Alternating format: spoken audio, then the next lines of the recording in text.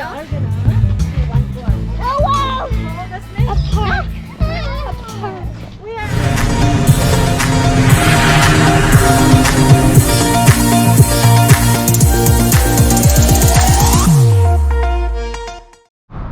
Welcome back to our YouTube channel, Filipino American Vlog. For today's video, we are here in the Reptile Garden.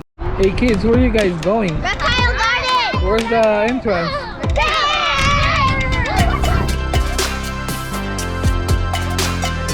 My name is Riley. I'd like to welcome you guys to the Black Hills and the Reptile Gardens. Today I'd like to introduce you to a fascinating group of reptiles, the snakes. Now before I get started with the snake show, I'd like to point out a few of the attractions we have here. To my left is the Prairie Dog Town, where you guys can find South Dakota's most well-fed group of prairie dogs. Right back there is the Giant Tortoise Yard, where you guys can get up close and personal with our beloved gentle giants.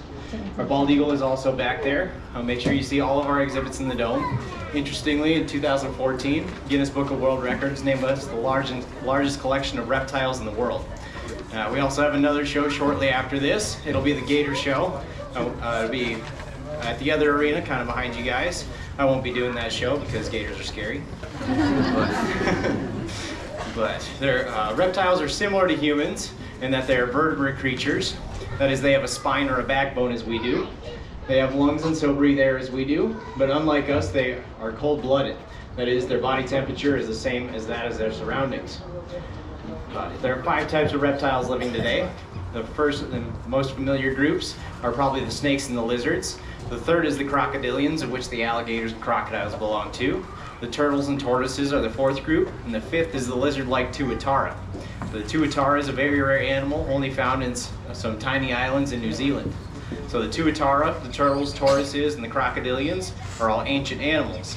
The more modern reptiles are the snakes.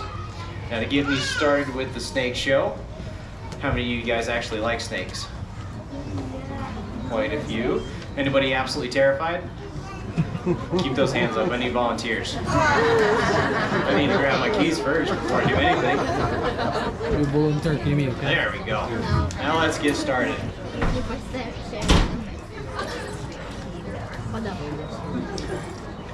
A typical snake that I have here is a harmless variety, native to Central and South America, and is known commonly.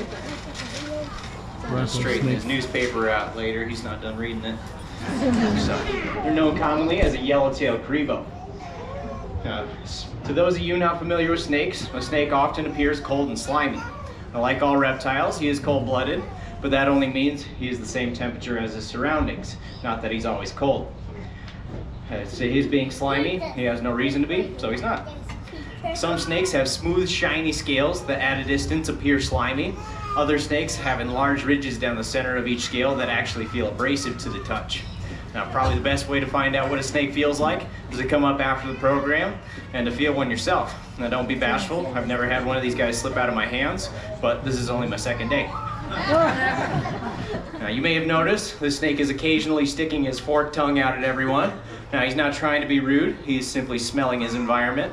The tongues of snakes and many lizards pick up particles in the air and bring them inside the mouth to a specialized organ in the upper jaw called the Jacobson's organ.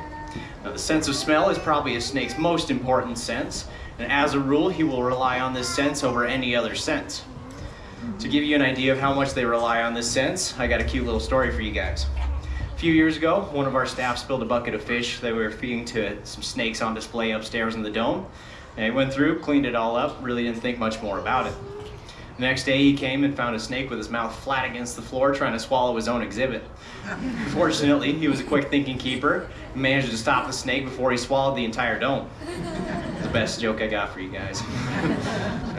Obviously, if it smells like a fish, it must be a fish.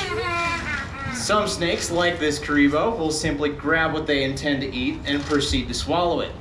Now, swallowing your dinner while it is still alive will of course ensure a fresh meal, but there's drawbacks. It is likely that the animal being swallowed will object to being eaten, possibly violently so, and this could hurt or even kill the snake. It would be much safer and much more convenient to kill whatever you intend to eat before trying to swallow it. At least most snakes seem to feel that way. And the first thing that jumps into most people's minds when they see this snake is a boa constrictor. However, this snake is actually a Burmese python. By the way, although the boa is large as snakes go, it is not really one of the giants. The real giants are the anaconda of South America, which can grow up to 25 feet in length and weigh in excess of 300 pounds. And probably the reticulated python of tropical Asia is probably one of the longest snakes in the world, which can grow up to 30 feet in length. Now this Burmese python is found in Southeast Asia and is not venomous. This snake uses constriction to kill his prey. He strikes and bites whatever he intends to eat in order to grab a hold of it. He then throws coils around that animal. This happens so quickly that it's just a blur. And then they begin to squeeze. Constrictors squeeze with an incredible amount of force. And this causes a massive drop in blood pressure and restricts the chest cavity to the extent that the heart no longer has room to continue beating and they can't breathe. Now, they don't crush their prey to death as one often hears. In fact, in examinations of kills made by snakes, they rarely find any broken bones at all. Now, after his prey is dead, it comes the task of swallowing it. And you may have noticed the snake has no limbs and his teeth are curved towards the back of his throat, much like a fish hook. This means he can't tear apart his food or bite off chunks. Instead, he must swallow it whole. Now, this is not nearly the limitation it seems to be. Snakes simply have no chin. Their lower jaw bones are not connected to each other. So really the only limit to how wide a snake can open its mouth is the limit the skin can stretch. And since snake skin is very elastic, this typically means they can swallow prey several times their own diameter. Now, constriction is not just restricted to just the big snakes. Fully 50% of all snakes, including our native bull snake, employ this method of hunting.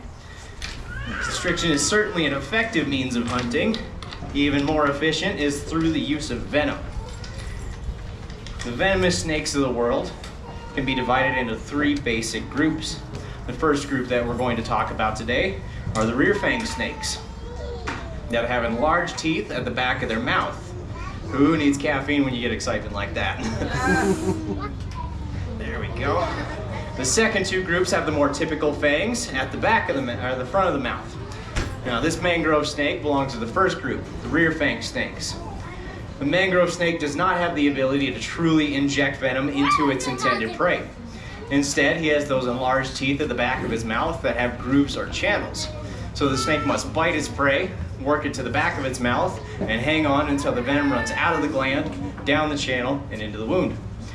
It's easy to imagine how this system evolved when we realize even the deadliest forms of venom are just a modified form of saliva. Not only does it kill its prey, it also aids in digesting it. Perhaps early snakes developed grooves in their teeth to allow their saliva to run into their intended prey for more efficient digestion. Eventually, that saliva developed toxins that aided in killing the prey as well. Now, because of their inefficient fangs, many rear fang snakes also employ constriction. And the vast majority of snakes, the vast majority of rear fang snakes, I should say, are harmless to a creature the size of a human being. But there are exceptions. The African savanna vine snake and the boomslang have both been known to cause human fatalities. In fact, the boomslang has one of the most toxic venoms in the world. Don't worry, buddy, we'll wait for you. There we go. Get your tail in there. Now, even more efficient than the rear fang snake's venom system is found in the front fang snakes. Snakes with fangs permanently fixed at the front of their mouth are known as elapids. In a typical elapid, their fangs are at the very front of the mouth where the slightest nip would embed them. So the snake need only bite its prey, work it to the back of it, and inject its venom, and the deed is done. And this includes the cobras, the coral snakes, the mambas, and the taipans. Now, even more efficient than the elapid's venom system is found in the vipers of the world.